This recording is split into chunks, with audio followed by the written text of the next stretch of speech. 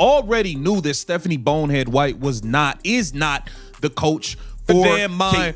And now with these recent comments from Caitlin Clark, we know Stephanie White is not. I already knew that Stephanie Bonehead White was not and is not the coach for Caitlin Clark. And now with these recent comments from Caitlin Clark, we know Stephanie White just got exposed in the worst way possible. And she has nobody to blame but herself for this entire situation. Caitlin Clark went on national television and revealed who she wants to model her game after, and it is the exact style of play that Stephanie White openly hates. The tension between them is now undeniable, and this situation is spiraling fast.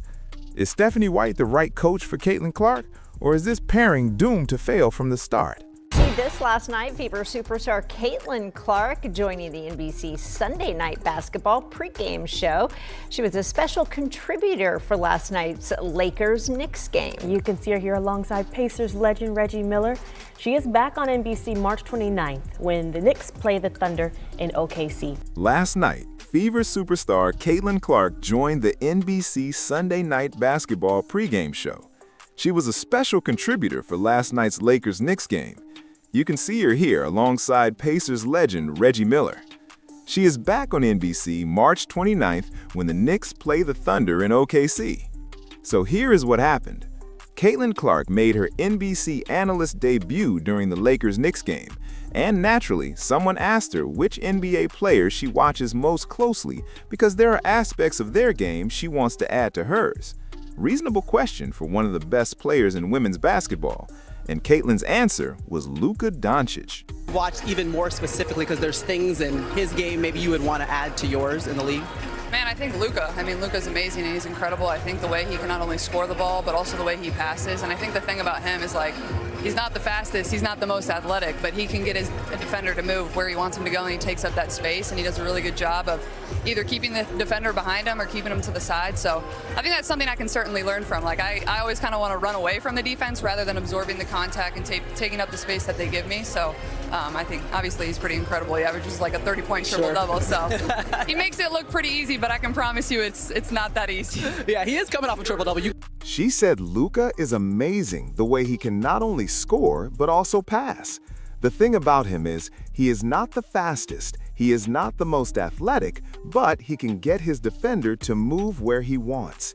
And he takes up that space. And I always want to run away from defense rather than absorbing contact and taking up the space they give me. So that is something I can learn from watching Luka play basketball. Yeah, he's coming off a triple-double, and that is a great answer. Luka is one of the most skilled players in basketball, and learning from him makes perfect sense for someone like Caitlin, who is already elite at scoring and passing. The problem is, Stephanie White absolutely hates the way Luka Doncic plays basketball. Already knew that Stephanie Bonehead White is not the coach for Caitlin Clark. Can Stephanie White coach the game of basketball? Yes, but is she the right coach for Caitlin Clark? Probably absolutely not. I don't think she is at all. I don't want her anywhere near Caitlin Clark, okay? Once you decided you put that girl at small forward in a damn basketball game, yeah? And we know this because there is literal video evidence of her trashing his style on national television. Here is the clip everyone is talking about right now. Stephanie White was calling a Dallas Mavericks game while Luka was out injured, and instead of just analyzing the game normally, she decided to take a shot at how the Mavericks play when Luka is on the floor. She said when Luka is not playing, they just play differently. He is a guy with a high usage rate.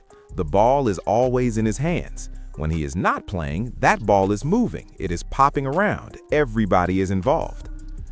Let me break down what she's really saying there, because this is important.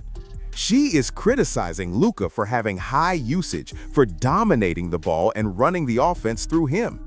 She is saying the Mavericks play better basketball when the ball moves more and is not in one player's hands constantly.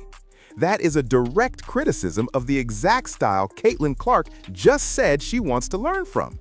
I already knew this Stephanie Bonehead White is not the coach for Caitlin Clark.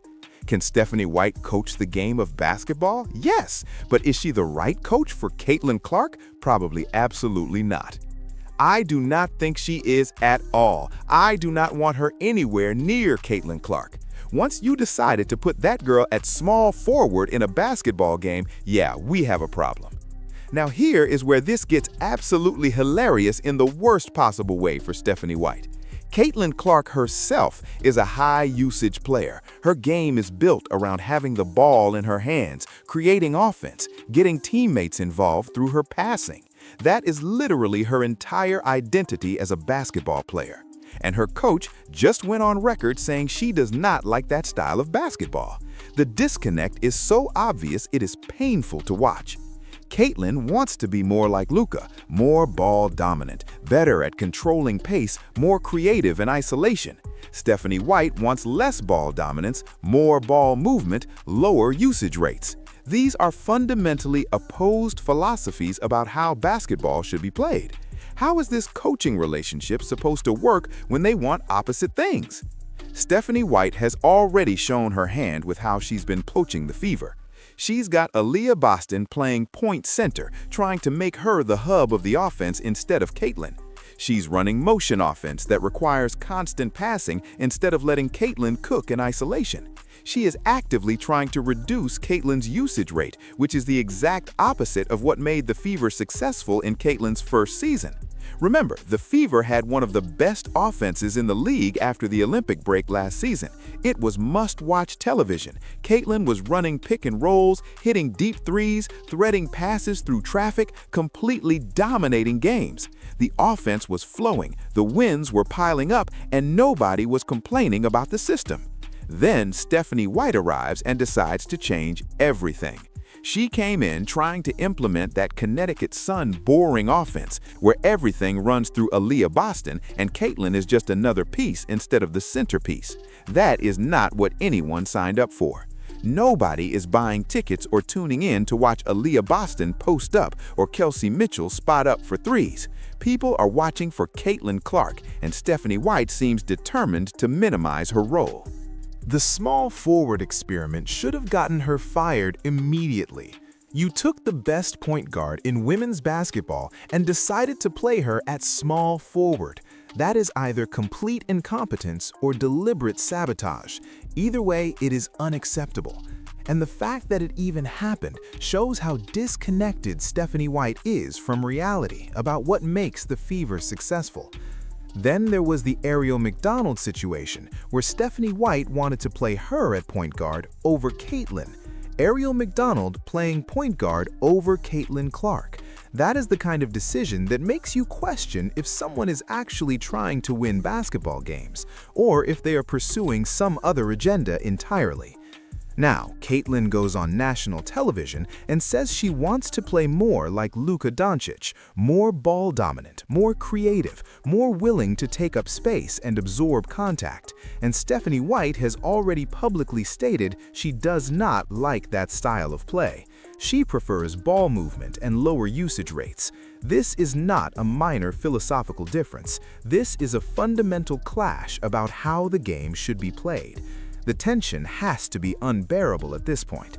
Caitlin knows what works for her game. She has proven it works. She dominated college basketball playing that way. She had massive success in her first WNBA season playing that way. Now her coach wants to change everything because she has different preferences about offensive philosophy. That is a recipe for disaster. Stephanie White can coach basketball. Nobody is saying she is completely incompetent, but being able to coach and being the right coach for a specific player are two different things. Mike D'Antoni was a great coach, but he was not the right coach for every player. Phil Jackson was legendary, but his triangle offense did not work for everyone. Coaching fit matters, and this fit is terrible. The worst part is how preventable this was. Lisa Blutter just retired from Iowa. She coached Caitlin to unprecedented success in college. She understands Caitlin's game, trusts her to dominate the ball, and build systems that maximize her strengths. If the Fever had any sense, they would have backed up the Brinks truck and brought Blutter out of retirement. Instead, they hired someone whose coaching philosophy directly contradicts their star players' strengths. Or what about Sandy Brondello? She has proven she can coach star players, she understands modern offense, and she would not be trying to turn Caitlin into a role player. There were options, good options. The Fever chose wrong. The conspiracy theory that the league intentionally sabotaged the Fever by pushing Stephanie White into the job is starting to look less crazy. She left Connecticut citing family issues, then 13 hours later, she is announced as the Fever head coach. That is suspicious timing. And now she is everywhere Caitlin goes. Team USA, various events, constantly in her orbit. It's like the league wants Stephanie White attached to Caitlin's success, whether it makes basketball sense or not. The CBA negotiations are happening right now, and when that deal gets done and the season starts, Stephanie White needs to make a choice. Either let Caitlin Clark be Caitlin Clark or get out of the way. There is no middle ground here.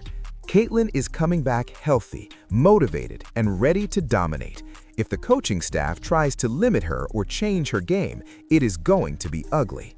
Caitlin already showed everyone what she is capable of when healthy and unleashed.